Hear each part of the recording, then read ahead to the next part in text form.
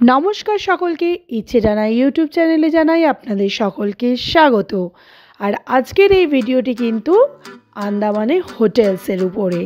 আপনারা আন্দামান যারা যাওয়ার প্ল্যানিং করছেন তাদের জন্য এই ভিডিওটা কিন্তু একদম আদর্শ।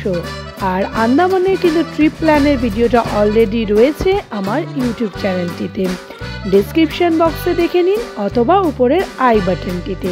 তাহলে চলুন শুরু করে দেওয়া যাক আন্দামানের হোটেলগুলো।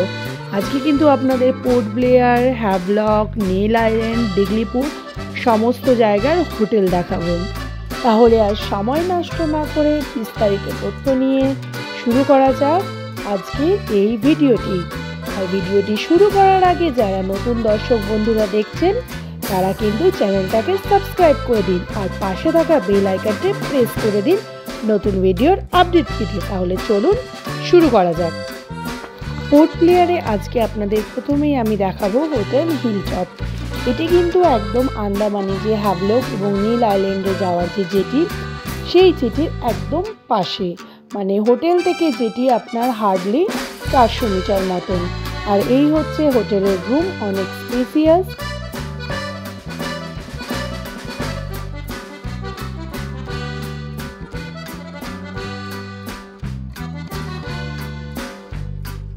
আর রুম থেকে দেখা যাচ্ছে সামনে সমুদ্র।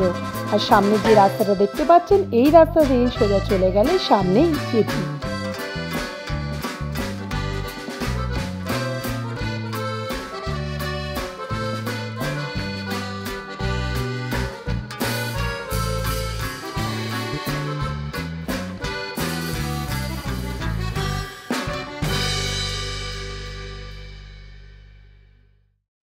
এটি হলো হোটেলের ডাইনিং এরিয়া। এখানে গেস্টদের জন্য বাফেটে লাঞ্চ এবং ডিনারের ব্যবস্থা করা হয়। এখন আমি এসেছি এই হোটেলের ছাদে। হোটেলের কিন্তু ছাদেই রয়েছে একটা বড় সুইমিং পুল। আর ছাদ থেকেই কিন্তু দেখা যাচ্ছে সামনে সমুদ্র। দেখতেই পাচ্ছেন এখানেই আপনাদের সামনে আপনারা হ্যাভলক ও নীল আইল্যান্ডে যখন যাবেন এই সামনেই যেটি, সেখান থেকেই যাবেন। আর এই দেখুন সমুদ্র এবং সঙ্গে সুইমিং পুল, একেবারে অপরূপ দৃশ্য।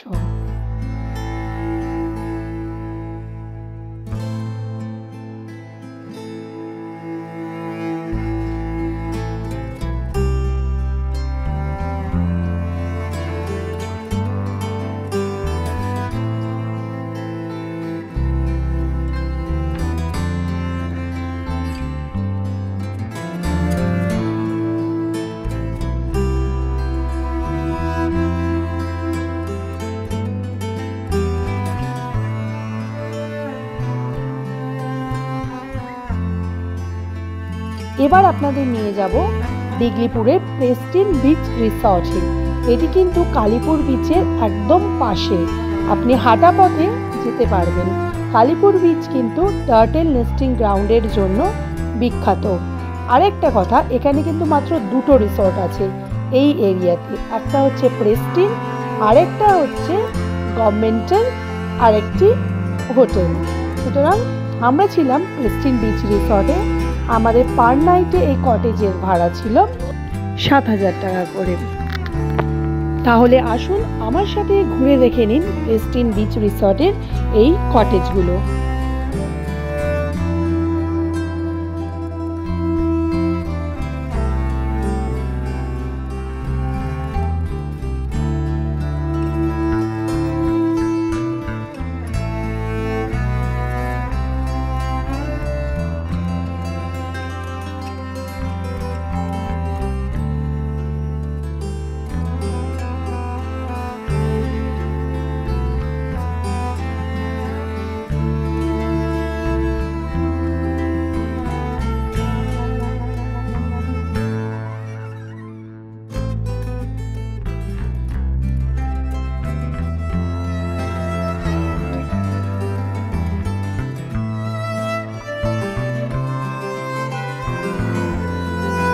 পোর্ট ব্লেয়ার থেকে দিগলিপুর আসতে আমাদের প্রায় লেগেছিল 12 থেকে 13 ঘন্টা মতন।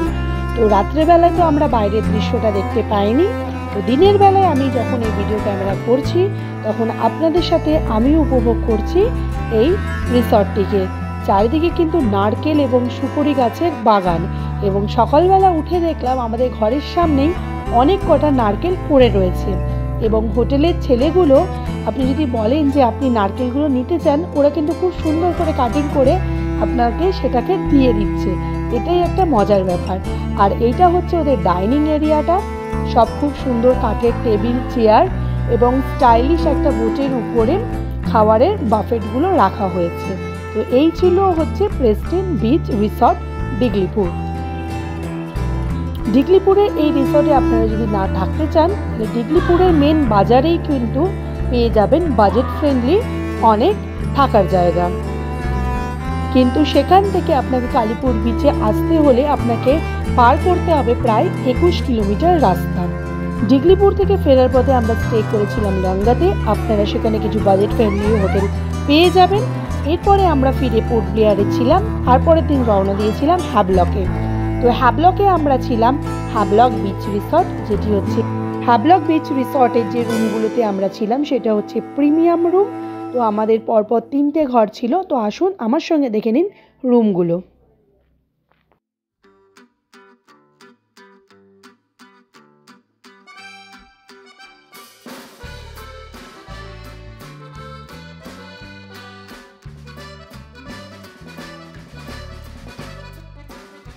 এখানেও কিন্তু রুমের ভাড়া 3 থেকে 3,500 টাকা, এবং এর থেকেও আপগ্রেডেড রুম আপনারা পেয়ে যাবেন, যেটি থেকে হ্যাভলক বিচ রিসর্টের দূরত্ব মাত্র 10 মিনিট। এবং এই রিসর্টের নিজস্ব বিচ আছে, এবং বিচে দাঁড়িয়ে কিন্তু আপনারা জেটি দেখতে পাবেন। এটা কিন্তু জেটির একদম কাছে।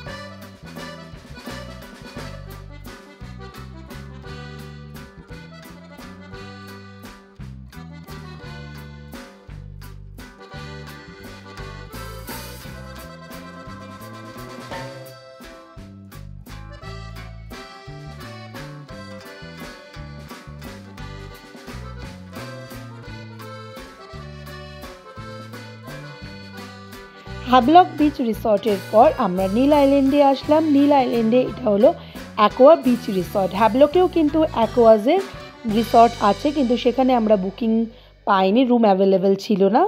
যাই হোক, এখানে হচ্ছে নীল আইল্যান্ডের অ্যাকোয়া বিচ রিসর্ট। এটা কিন্তু লাক্সারি রিসর্টের মধ্যে একটা। এখানেও কিন্তু রুম রেন্ট প্রায় 5 থেকে 5,500 টাকার মতন। ফেসিলিটি কিন্তু খুবই ভালো, খাওয়া দাওয়া খুবই ভালো, এবং এরও পিছনে রয়েছে নিজস্ব বিচ এরিয়া, এবং সেখান থেকে সানরাইজ এবং সানসেট দুটোই কিন্তু খুব সুন্দর করে দেখা যায়।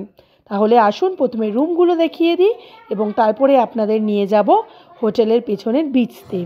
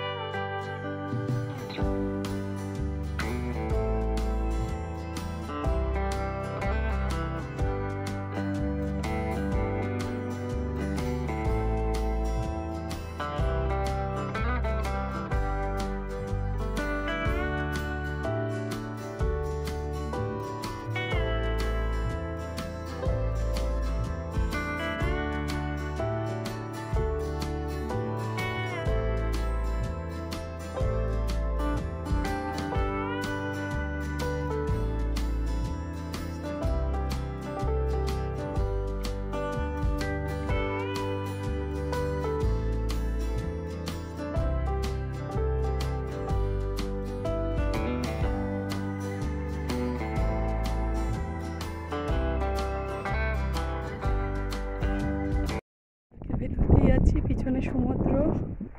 দেখতে পাচ্ছ এখানে বাচ্চাদের খেলার জন্য লন, একদম পেছনে আমার দেখালাম যেটা কাপলদের ক্যান্ডেল লাইট ডিনার রাত্রে, যে এখানেও একটা পার্ক আছে বাচ্চাদের।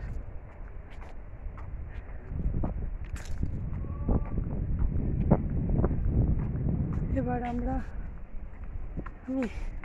এসে গেছি, এবার হোটেলে উঠছি, ঢুকছি এই যে। তো আজকের ভিডিওটা কিন্তু এই পর্যন্ত। ভিডিওটি নিশ্চয়ই আপনারা শেষ পর্যন্ত দেখেছেন। তো কেমন লাগলো ভিডিওটি আপনাদের মতামত কমেন্ট বক্সে জানাতে পারেন। আর কোনো রকমের কোয়ারি থাকলে সেটাও কমেন্ট বক্সে জানাতে পারেন। ভিডিওটি লাইক করুন, শেয়ার করুন আর সেভ করে রাখুন। তো দেখা হবে আবার পরবর্তী ভিডিওতে। আর চ্যানেলটিকে সাবস্ক্রাইব করে রাখুন। সবাই ভালো থাকবেন, সুস্থ থাকবেন। ধন্যবাদ।